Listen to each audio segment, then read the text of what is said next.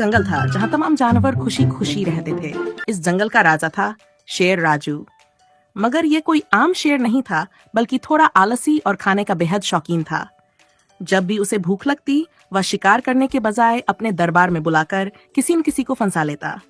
उधर जंगल में एक बहुत ही खूबसूरत हिरनी गुलबहार रहती थी।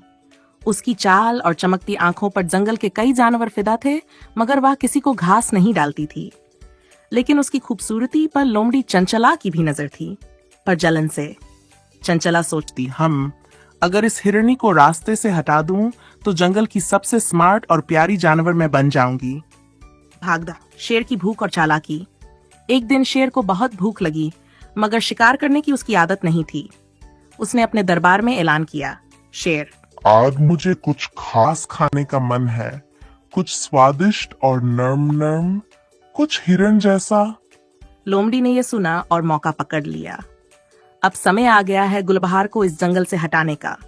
वह तेजी से गुलबहार के पास पहुंची और मीठी आवाज में बोली, अरे ओ हिरनी जी, सुना है जंगल के राजा ने आपको दरबार में बुलाया है। लगता है उन्होंने आपको जंगल सुंदरी का खिताब देने का फैसला किया है। सच, मगर मुझे तो थोड़ा शक हो रहा है। अरे शक मत करो, ये तो बहुत बड़ी बात है। सोचो, अगर तुम जंगल की सबसे सुंदर हिरनी बन जाओगी, तो सबकी नजरें बस तुम पर ही होंगी। हिरनी थोड़ा झिझकी, मगर अंदर ही अंदर वह भी चाहती थी कि जंगल में उसकी और तारीफ हो। दरबार की ओर जाते हुए हिरनी की मुलाकात एक स्मार्ट और हैंडसम हिरन चीकू से हुई। ओहो, आज तो बड़ी चमक रही हो। कहीं जंगल के राजा को अपना दिल देने जा रही हो क्या? ओफो, तुम भी ना कुछ भी बोलते हो। मैं तो बस एक खास बुलावे पर जा रही हूँ। अच्छा, लेकिन याद रखना, अगर तुम्हें कोई परेशानी हो तो सीटी बजा देना, मैं हीरो की तरह आ जाऊंगा। गुलबहार हंस पड़ी और आगे बढ़ गई। भाग शेर की चालाकी और हिरन की समझदारी। जब गुलबहार दरबार में पहुंची, तो शेर ने उसे देखकर अपनी जीभ चाटी और बोला, ओह, कितनी सुंदर हिरनी, आज मेरे महल की रौनक बढ़ गई। गुलबहार थोड़ा घबरा गई। राजा जी, सुना है आपने मुझे जंगल सुंदरी का खिताब देने के लिए बुलाया है। हाँ, बिल्कुल, मगर उससे पहले तुम्हें एक टेस्ट पास करना होगा। कैसा टेस्ट? बस, तुम्हें मेरे साथ एक छोटा सा लंच करना होगा। अब गुलबहार को समझ में आ गया कि ये एक चाल थी। भाग हिरन और लोमड़ी की चालाकी की जंग। उधर चीकू को भी शक हुआ और वह लोमड़ी के पीछे पीछे दरबार पहुंच गया।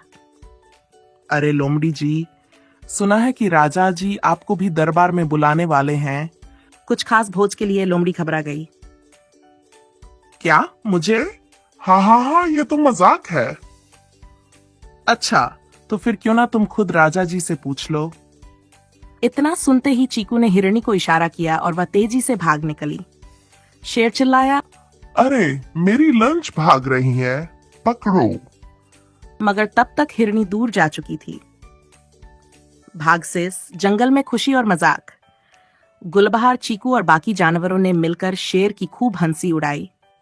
राजा जी, लगता है अब आपको भी शिकार करना सीखना पड़ेगा, या फिर लोमड़ी जी को ही जंगल सुंदरी बना दीजिए।